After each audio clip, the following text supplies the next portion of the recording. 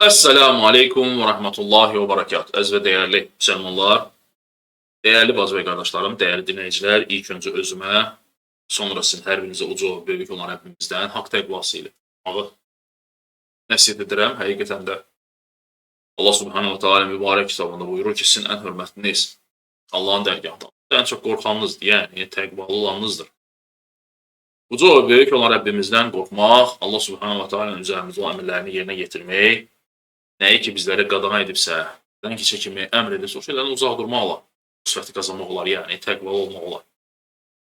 Və ilk öncə Rəbbimizə sonsuz sayda həmdüsənalar olsun ki, Allah Subhanahu Taala bizləri Arif Ramazan ayı yetişdirib və inşallah məmləkətimizdə, dövlətimizdə artıq sabah, yəni fevral ayının 19-unda müsəlmanlar oruç tutacaqlar.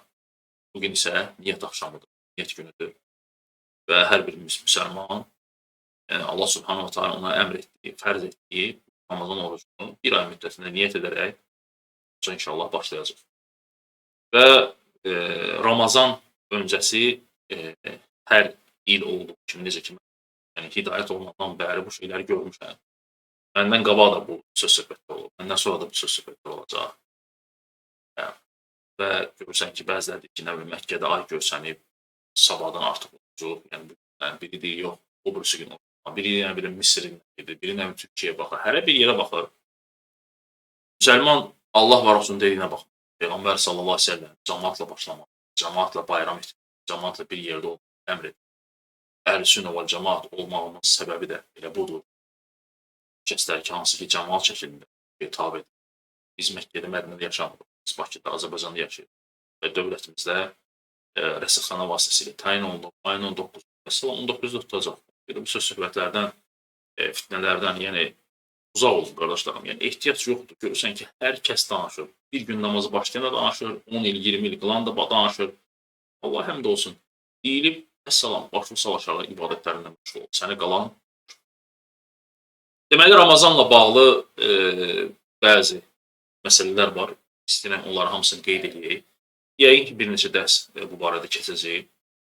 Mühümdür ki, hər bir müsəlman Ramazan orucunu başlamamışdan öncə və yaxud da namaza, oruca başladıqda bu məsələləri öyrənməlidir, bu məsələləri bilməlidir ki, onun orucuna xələl gəlməsin. Ümumiyyətlə, bütün ibadətlər belə. Yəni, əgər namaz qılırsansa, sənin namazına nə xələl gətirirsə, onları bilməlisən. Həcc edirsənsə, zəkat verirsənsə, və həmçinin oruç tutursansa, sənin oruc və zəkat və həcc və nə ki xələl gətirirsə, nə ki zərərdirsə, hətta sənin namazını, orucunu batil edici şeyləri mütləq öyrənməlisən, bilməlisən ki, bu şeylərə yol verməyəsən. Və bilin ki, əlhamdülillah, Ramazan kəlməsi istiliyin, yəni şiddətli, yəni günəşin daş və ya çınqılın üstündə yandırmaq mənasındadır Ramazan kəlməsinin. Bir neçə mənaları var, söz olaraq, yəni lüğəti olaraq. Çünki bilirsiniz ki, şəriətdə həm bir kəlmənin lüğəti izahı var və həmçinin şəriə islahı mənası var, tərifi var. Yəni, bunlar mütləq bilinməlidir. Deməli, yandırmaq və yaxud da günəşin şiddətli istiliyi mənalarda gedir. Və həmçində deyiblər ki, yəni, günahları yandıran bir aydır. Çünki Ramazan ayı insanın günahlarını təmizləyən bir aydır.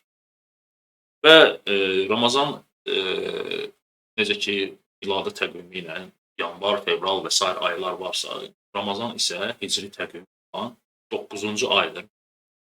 Quran-ı Kərimdə yeganə aydır, hansı ki, bu ayın adı Quran-ı Kərimdə zikr olunmuşdur, Allah Subhanahu taala bu adı keçmişdir. Və deyənlər var ki, hansı ki, bu Allah Taalanın 90 ismindən biridir Ramazan. Lakin bu səhih bir şey deyildir. Hətta deyənlər var ki, Allahın adlarına. Deməli, qardaşlarım, bilin ki, Ramazan ayı elə bir mübarək, xeyirli, bərəkətli aydır ki, sələflər bu ayı gözləyir, dua edirlər ki, Allahım bəlliğnə Ramazan, yəni bizləri Ramazan ayını yetişdir. Ramazan ayının nə qədər möhtəşəm, nə qədər savabı bol, bərəkəti bol olan ay olduğunu bilirdilər.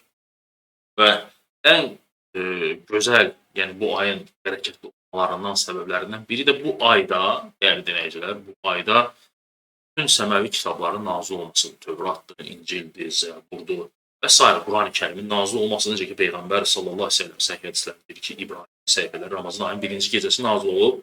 Tövrat Ramazan ayının 7-ci gecəsi, İncil Ramazan ayı 14-cü gecəsi, Zəbur 19-cu gecə, Quran-Kərim 25-ci gecəsi nazil olmuşdur.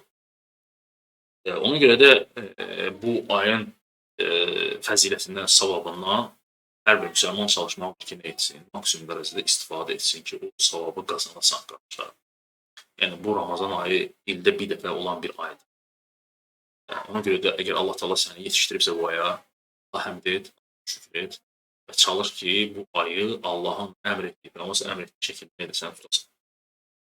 Deməli, Ramazan ayı bağlı olan suallar çox olur. Və əvvəldə söylədiyim kimi, bunları bilməyimiz yaxşıdır. Misal üçün, birinci verilir ki, deməli, namaz qılmayan oruç tuta bilərmi? Görürsən ki, çox soruşurlar ki, əgər bir insan namaz qılmırsa, onun oruç tutmasının nə faydası var? Niyə oruç tutmalıdır? Birincisi, bizim etiqadımız bu məsələdə odur ki, əgər bir insan Allahın təkliyinə, Peyğəmbər sallallahu əleyhi və səlləmin Peyğəmbər olmasına, Quran-Kərim, bunlar hamısına iman edirsə, etiqad edirsə, bunların Allahdan olduğunu iman edirsə və namaz və həmçinin digər fərz olan ibadətləri inkar etmirsə, bu insan bizim etiqadımıza görə müsəlmandır. Salam. Əgər bu insan müsəlmandırsa, onun oruç tutmasına heç kəs maneçilik törədə bilməz. İnsan namaz qılmasa da belə, əgər oruç tutmaq istəyirsə, yaxud da görürsən ki, həcc etmək istəyirsə, onun həcc etməsinə və yaxud da oruç tutmasına heç kəs maneçilik törədə bilməz. Elhamdülillah ki, yəni dəvətimiz illərində, yəni bu əsnada nə qədər insanlar olur ki, hansı ki görürsən ki, Ramazan ayında namaz qılmadıkları halda biz onları məscidə gətirmişik təravih namazlarına tutsunlar. Hətta demişik ki, gəl dəstə namazına dur yanımızda. Nə hərəkət edir, sən də o cür nə hərəkət edir.